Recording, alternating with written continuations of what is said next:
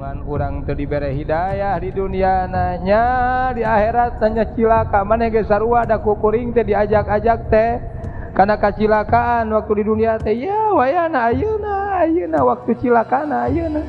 Di dunia mah teu karasa diajak-ajak teh kana doraka.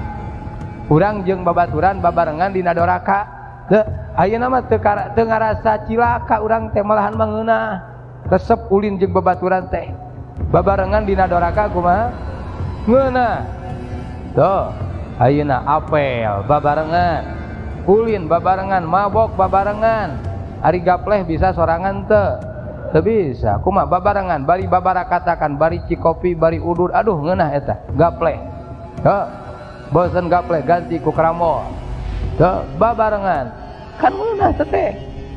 Geus kitu ganti kuno nyanyi-nyanyian bari gigitaran. Genah. Geus kitu bosen ulin.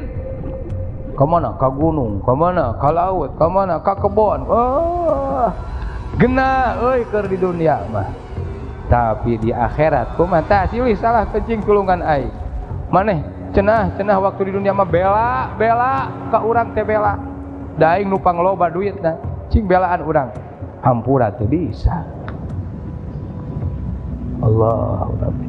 Matak tah ayeuna mah pilihan babaturan teh. Kira-kira nu mata karugikeun di akhirat geus tinggalkeun babaturan kitu mah.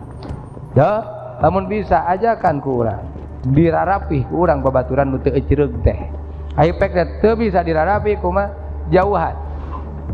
Harti ngajauhan lain ngamusuhan. Awas bisi salah harti ngajauhan lain ngamusuhan. Biasa silaturahmi mah normal.